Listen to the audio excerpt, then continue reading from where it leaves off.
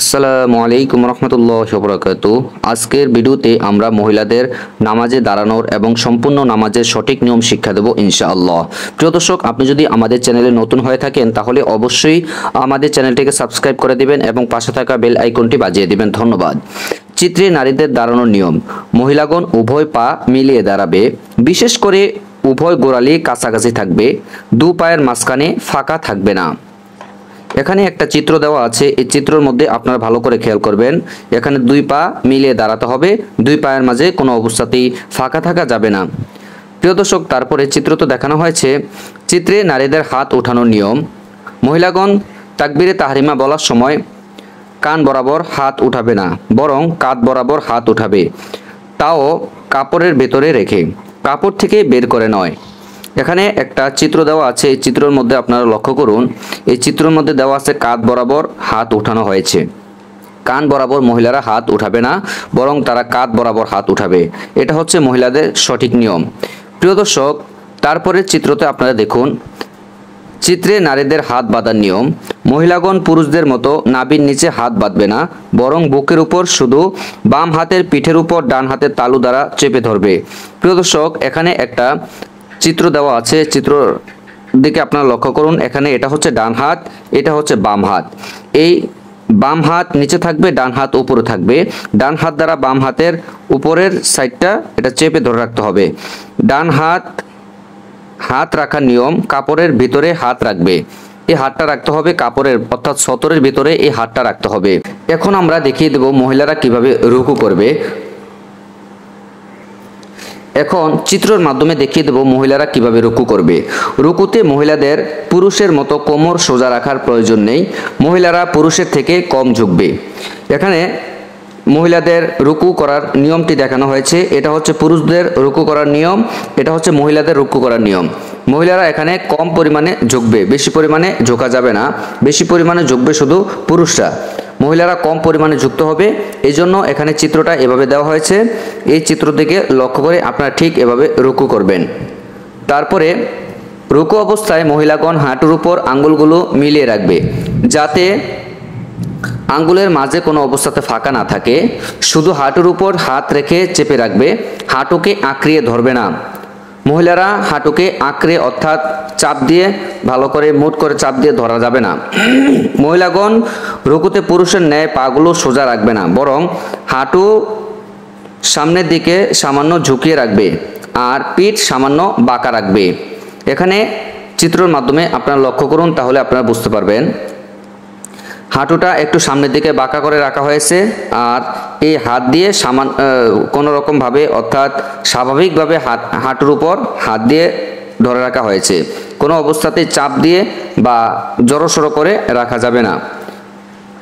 মহিলাগণ রুকু করার সময় নিজের বগল ও বাহু মিলিয়ে রাখবে, পুরুষদের ন্যায় বগল ও বাহু পৃথক রাখবে না। এখানে দেওয়া হয়েছে কিভাবে বগল এবং বাহু আপনার মিলিয়ে রাখতে হবে, এটা চিত্রের মাধ্যমে দেখিয়ে দেওয়া হয়েছে। দর্শক, এখন আপনাদেরকে দেখানো হবে সিজদার সময় পা রাখার নিয়ম। মহিলারা সিজদার সময় কিভাবে পা রাখবে।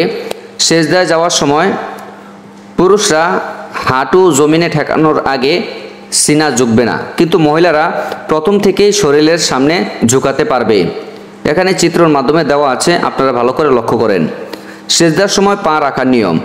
মহিলাগণ সিজদার সময় রান পেটের সাথে এবং বাহু বগলের সাথে মিলিয়ে রাখবে এবং উভয় পা খাড়া করে রাখার পরিবর্তে ডান দিকে বের করে রাখবে, বের করে এবং বিছিয়ে দিবে।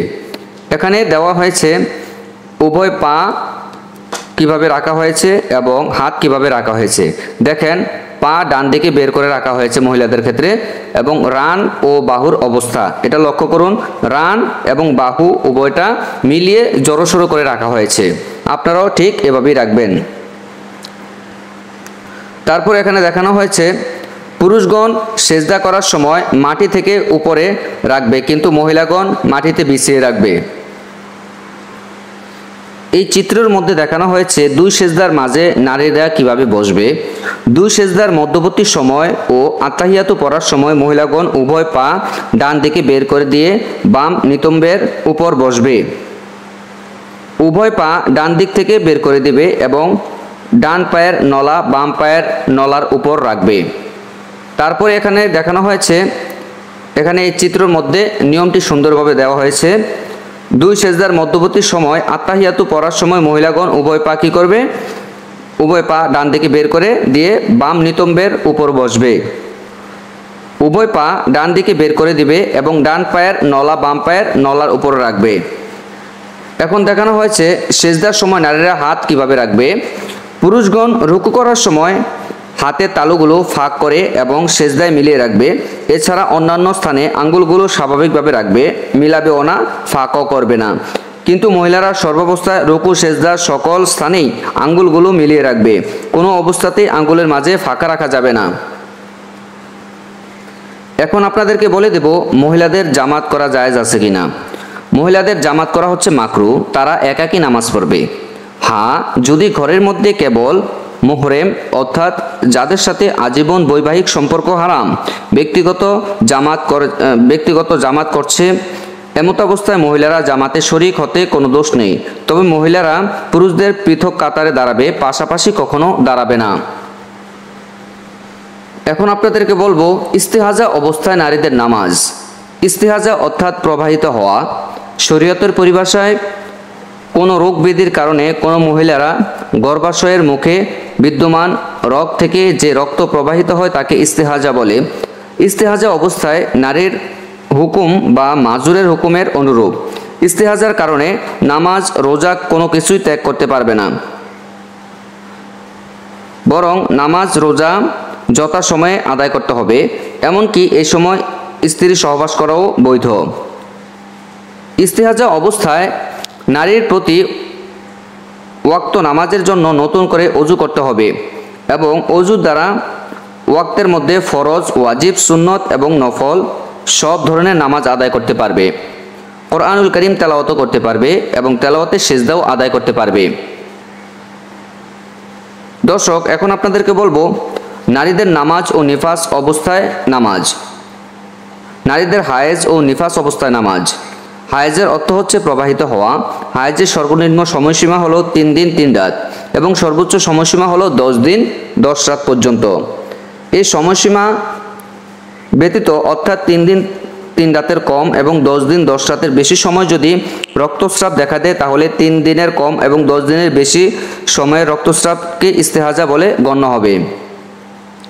হায়েজ ও নিফাস অবস্থায় নামাজ মাফ। এই নামাজের কাজা করতে হবে না, কিন্তু রোজা মাফ নয়, রোজার কাজা আদায় করতে হবে, এটা শরীয়তের বিধান। হায়েজা নারীর জন্য মুস্তাহাব হলো নামাজের ওয়াক্ত হওয়ার পর অজু করে নিজের ঘরে নামাজের স্থানে বসে পাক পবিত্র অবস্থায় নামাজ আদায় করতে যে পরিমাণ সময়ের প্রয়োজন ওই পরিমাণ সময় তাসবিহ তাহলিল ইত্যাদি পাঠ করবে। হায়েজ অবস্থায় যদি নামাজের অভিনয় করা না হয় তাহলে মাতা পিতা সন্তান সন্ততি বা আত্মীয় স্বজনদের হয়তো বিভিন্ন মনোভাব পোষণ করতে পারে, হয়তোবা মনে করতে পারে এই মহিলা নামাজি নন। সন্তান সন্ততির মনে হয়তো বিরূপ প্রতিক্রিয়া সৃষ্টি হতে পারে। তাই ওয়াক্ত হয়ে গেলে হায়েজা নারীর নামাজের অভিনয় করা উত্তম, এতে কোনো গুনাহ হবে না। নারীদের আজান ও একামত দেওয়া বিধান। নারীদের আজান দেওয়া মাকরু এ তাহরিমি। অপ্রাপ্ত বয়স্ক ছেলে অবুঝ ও নির্বোধ হলে তার আজান দেওয়া মাকরু। তবে অপ্রাপ্ত বয়স্ক ছেলে যদি বুদ্ধিসম্পন্ন হয় তাহলে তার আজান দেওয়া মাকরু হবে না। যেহেতু নারীদের আজান দেওয়া মাকরুয়ে তাহরিমা, কাজেই একামত দেওয়াও তার জন্য মাকরুয়ে তাহরিমা। প্রিয় দর্শক, এখন আপনাদেরকে বলবো নারীদের আজানের উত্তর দেওয়া কি জায়েজ আছে কিনা, এটার বিধান কি। নারীদেরকেও আজানের উত্তর দিতে হবে। আজানের উত্তর দেওয়া কারো মতে ওয়াজিব, আবার কারো মতে মুস্তাহাব। হায়েজ ও নিফাস অবস্থায় নারীগণ আজানের উত্তর দিবে না। এখন আপনাদেরকে বলবো নারীদের জামাত করার বিধান। নারীদের জামাত করা হচ্ছে মাকরু, তারা একাকী নামাজ আদায় করবে। তবে বাসা বা বাড়ির ভিতরে যাদের সাথে আজীবন বৈবাহিক সম্পর্ক হারাম, যেমন পিতা, ভাই, মামা, দাদা, নানা, স্বামী, তারা যদি জামাত করে তাহলে নারীরা জামাতে নামাজ আদায় করতে পারবে, এতে কোনো দোষ হবে না। তবে নারীরা পুরুষদের পিছনতন্ত্রের কাতারে দাঁড়াবে, পুরুষদের পাশাপাশি দাঁড়াবে না। বাসাবাড়িতে জামাতে নামাজ আদায় করার সময় ইমাম যদি গায়রে মুহরিম হয় এবং জামাতে যদি পুরুষ ও নারী থাকে তাহলে ইমামের পেছনে প্রথমে পুরুষরা দাঁড়াবে, তারপর নাবালক ছেলে, তারপর নাবালিকা মেয়ে, তারপর নারীরা দাঁড়াবে। প্রিয় দর্শক, এই ছিল আজকের ভিডিও এবং নেক্সট ভিডিওর জন্য আপনারা সবাই প্রস্তুত থাকবেন। এবং যদি আপনি আমাদের চ্যানেলে নতুন দর্শক হয়ে থাকেন তাহলে অবশ্যই চ্যানেলটিকে সাবস্ক্রাইব করে দিবেন, এবং যারা যারা চ্যানেলটি সাবস্ক্রাইব করেছেন সবাইকে সাবস্ক্রাইব করার জন্য ধন্যবাদ জানাচ্ছি। আসসালামু আলাইকুম ওয়া রাহমাতুল্লাহি ওয়া বারাকাতুহু।